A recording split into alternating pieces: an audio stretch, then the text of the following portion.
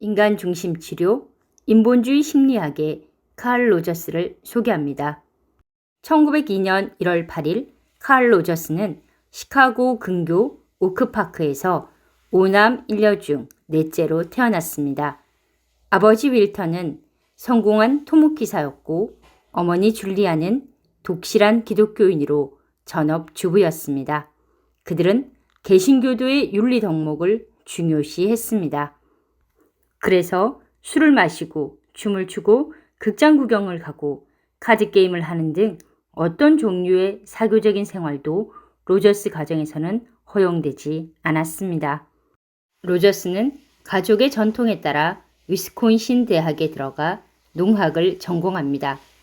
그곳에서 만난 험프리 교수는 학생들이 스스로 자기 결정을 하도록 격려했고 인자하지만 통제적이었던 로저스 부모의 영향력과는 스타일이나 의도 면에서 매우 큰 차이를 보여주었습니다. 험프리 교수의 자유로운 사고와 감정은 로저스에게 커다란 영향을 미쳤습니다. 1922년 로저스는 중국에서 열리는 세계 학생 크리스천 연맹 컨퍼런스에 미국을 대표하는 한 명으로 뽑혀 참여하게 됩니다. 중국에서의 6개월은 외국 여행에서 얻은 자극과 완전히 다른 문화에 대한 체험뿐만 아니라 국제 모임을 통해 상당히 지적이고 창의적인 세계의 젊은이들과 교류할 수 있는 시간이었습니다. 이로 인해 로저스의 생각은 폭넓게 변화되고 있었습니다.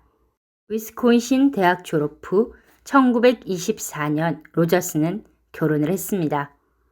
부부는 목사가 되기 위해 진보적인 유니온식 학교가 있는 뉴욕으로 이사합니다.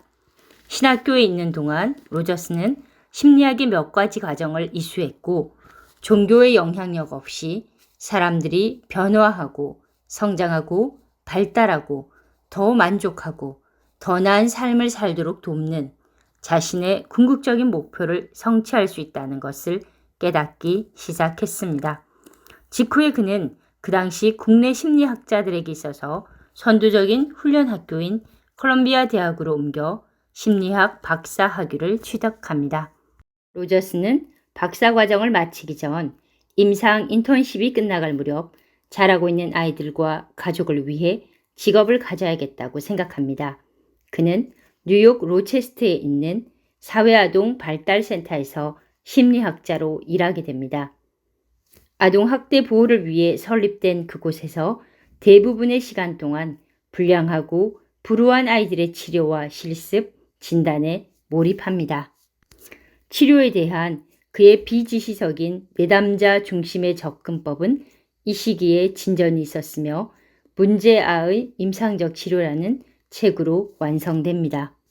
1940년 로저스는 오하이오 주립대학의 교수 임명을 받아들이고 유능한 학생들과 그의 이론에 대한 연구를 진행하면서 세계적인 인정을 얻기 시작합니다.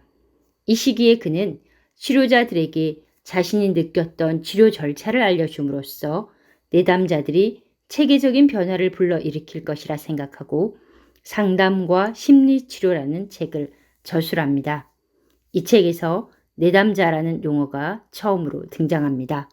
1951년에는 로저스의 세 번째 주요 저서 내담자 중심 치료가 나옵니다.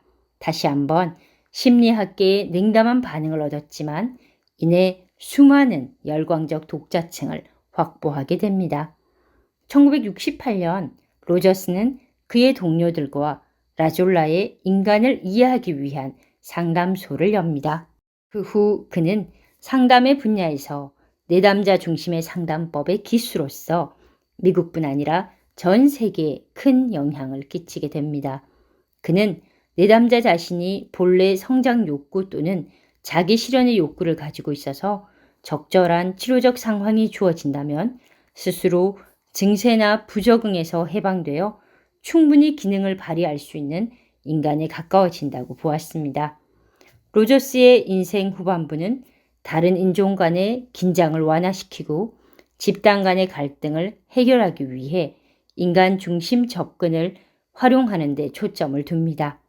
세계 평화에 사회 정의를 촉진시키는 그는 세계를 돌아다니며 워크숍과 감수성 훈련 집단을 주도합니다. 1987년 그의 업적이 인정되어 노벨 평화상 후보에 올랐습니다. 로저스는 그의 분야에서 강력하고 영향력 있는 지도자였습니다.